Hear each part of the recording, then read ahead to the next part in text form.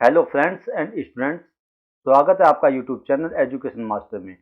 मैं doctor Fakhruddin Islamia degree college जनपद सहारनपुर से आज आपके सामने लेकर के उपस्थित हुआ हूं प्रश्नोत्तर श्रृंखला की 11वीं कड़ी, जिसके अंतर्गत आज हम भारतीय शिक्षा प्रणाली का इतिहास एवं विकास, प्रारंभिक शिक्षा के नवीन प्रयास और समसामयिक भारत एवं शिक्षा विषय से संबंधित कुछ महत्वपूर्ण तथ्यों पर प्रकाश डालेंगे, जो कि आने वाली परीक्षा की दृष्टि से बहुत महत्वपूर्ण सिद्ध होंगे, खास तौर से पीजीटी एजुकेशन की तैयारी के लिए और डीएलएड के प्रशिक्षु जो कि निकट भविष्य में आने वाली परीक्षाओं की तैयारी में जुटे हुए हैं, उनके लिए मेरा ये प्रयास जरूर पसंद आएगा। और मैं पूर्ण विश्वास दिलाता हूँ कि आप जो भी आप तैयारी कर रहे हैं उसमें मेरा ये यूट्यूब चैनल आपको जरूर योगदान देगा।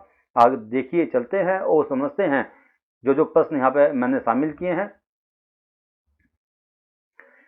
प्रश्न संख्या 1 है कि खैर समिति का गठन कब और किसकी अध्यक्षता में हुआ।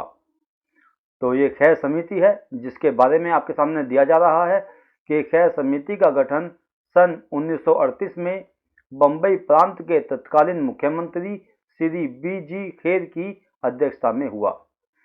अगला प्रश्न है प्रश्न संख्या 2 कि खैर समिति का गठन किसके द्वारा किया गया।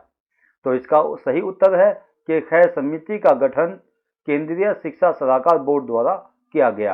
और मैंने अपने पिछले यूट्यूब चैनल में इसके बारे में बताया था कि केंद्रीय शिक्षा सलाहकार जो बोर्ड है उसकी स्थापना 1935 में की गई थी। आगे देखिएगा कि प्रश्न संख्या 3 है कि खैर समिति के गठन का उद्देश्य क्या था। तो इसका उद्देश्य है कि बेसिक शिक्षा योजना पर विस्तृत आख्या देना, जिससे इस योजना को केंद्रीय स्तर पर लागू किया जा सके। अगला प्रश्न है प्रश्न संख्या 4 कि खैर समिति ने किस समिति की अनुशंसाओं को स्वीकार कर अपनी रिपोर्ट तैयार की। तो इसका उत्तर है कि खैर समिति ने जाकिर हुसैन समिति की अनुशंसाओं को स्वीकार करके अपनी रिपोर्ट तैयार की थी। प्रश्न संख्या 5 है कि बी.जी. खेर की अध्यक्षता में कितनी समितियों का गठन किया गया। तो इसका उत्तर है कि बी.जी. खेर की अध्यक्षता में 2 समितियों का गठन किया गया था।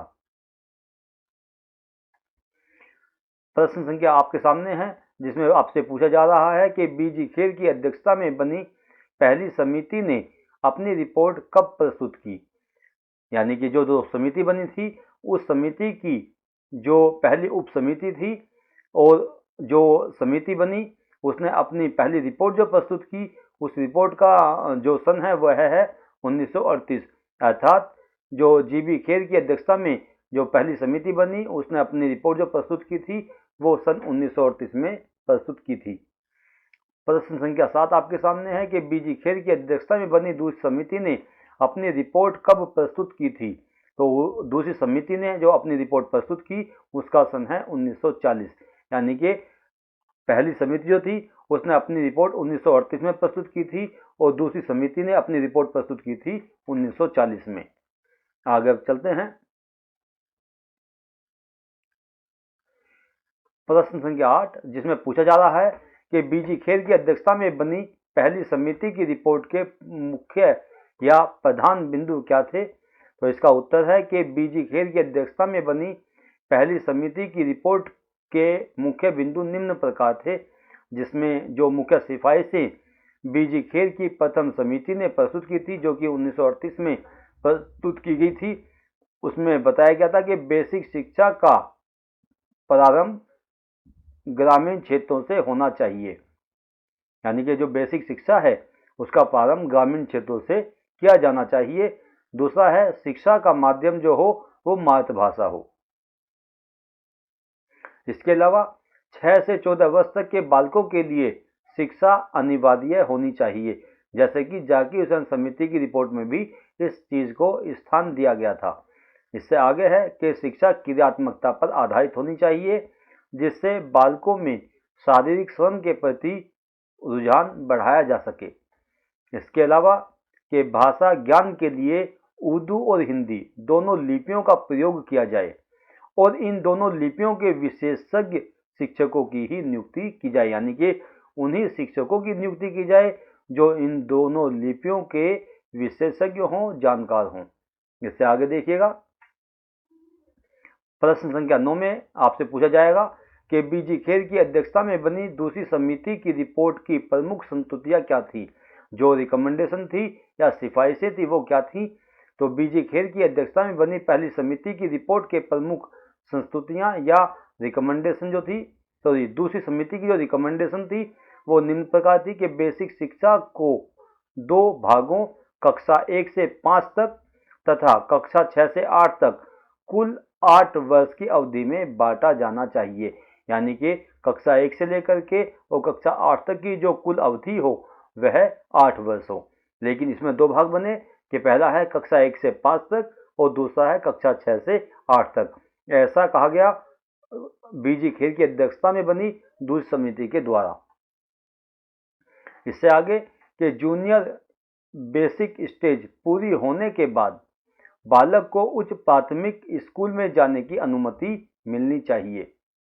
तीसरा कहा गया कि जूनियर बेसिक स्टेज की शिक्षा के उपरांत बालकों के लिए 5 वर्षीय कक्षा 6 से 10 तक का पाठ्यक्रम होना चाहिए। यानी कि 5 वर्षीय पाठ्यक्रम हो जो कि कक्षा 6 से 10 तक का होना चाहिए।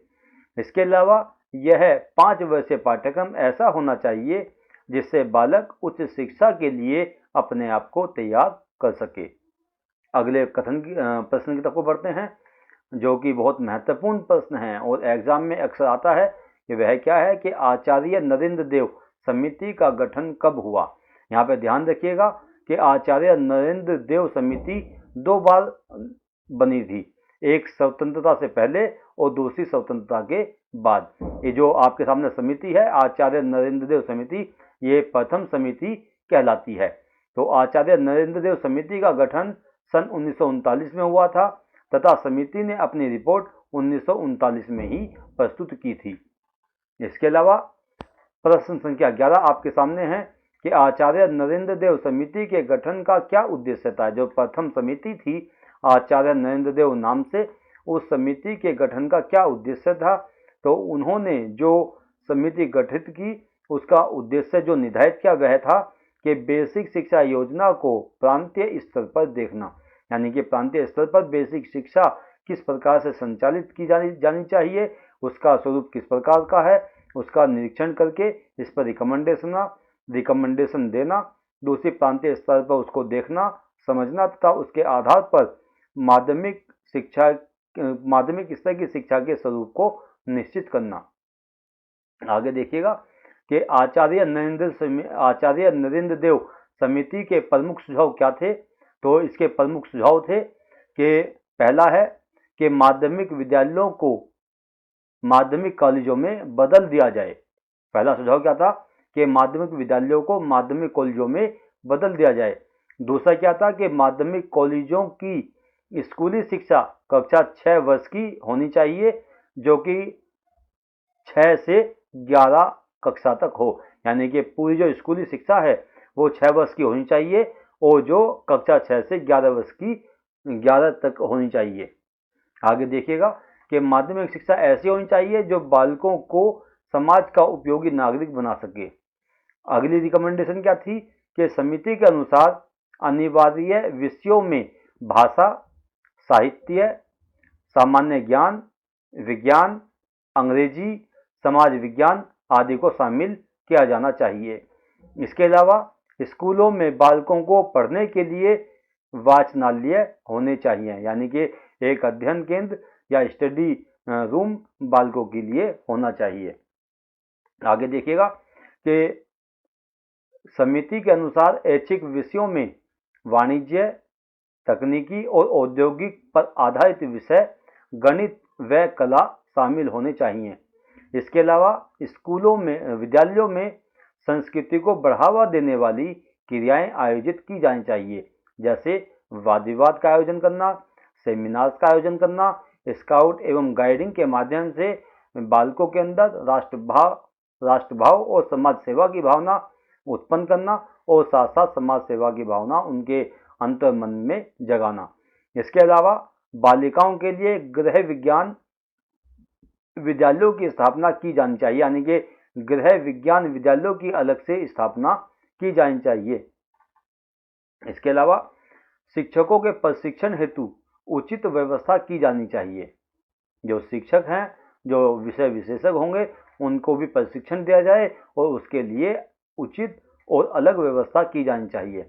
इसके अलावा प्रशिक्षण हेतु केंद्रीय प्रशिक्षण संस्थान, ये बहुत महत्वपूर्ण है आपको जानना कि आचार्य नरेंद्र देव समिति की जो मुख्य सिफारिशें थी, उस सिफारिशों में ये महत्वपूर्ण सिफारिश थी कि सेंट्रल पेडागोजिकल इंस्टीट्यूट खोले जाने चाहिए, जिसको हिंदी में कहते हैं केंद्रीय प्रशिक्षण संस्थान, जिनमें कि शिक्षकों को प्रशिक्षित किया जा सके।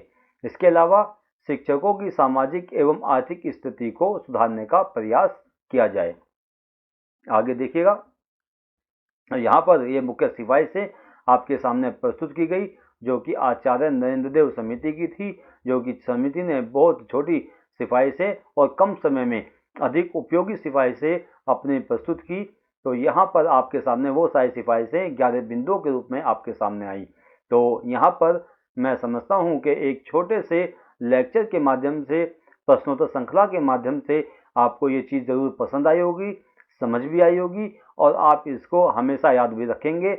और मैं बार बार इस बात को कहता हूँ कि मेरी इस वीडियो को 5 बार 5 दिन के अंतराल पर ज़रूर देखें, जिससे आप इसको ना भूलें।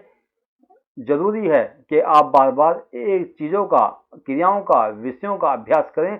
जो प्रशिक्षु, जो बालक ज़्यादा से ज़्यादा अभ्यास करता है, वही उस कार्य में अभ्यस्त होता है, वरना एक बार पढ़ी हुई सामग्री को प्रशिक्षु या विद्यार्थी कुछ समय बाद भूल जाता है। तो इसलिए जरूरी है कि इसको बार बार आप हर समय अंतराल के बाद या एक निश्चित समय अंतराल के बाद बार बार इसको देखते रहें, समझते रहें और ज़्यादा से ज़्यादा ज्ञान को प्राप्त करने का प्रयास करते रहें। और इन्हीं शब्दों के साथ में मेरी शुभकामनाएं आप सभी के लिए कि आप परीक्षा में ज़्यादा से ज़्यादा मेहनत करके और अच्छे से अच्छे अंक प्राप्त कर सकें और हमारे समाज का और हमारे विद्यालय का नाम रोशन कर सकें। इन्हीं शब्दों के साथ में मैं अपने इस लेक्चर को यहीं पूर्ण करता हूँ। जय हिंद, जय भारत। और चलते हुए एक चीज़ और, कि मेरे इस YouTube चैनल को ज़्यादा से ज़्यादा शेयर करें, लाइक करें और सब्सक्राइब करें।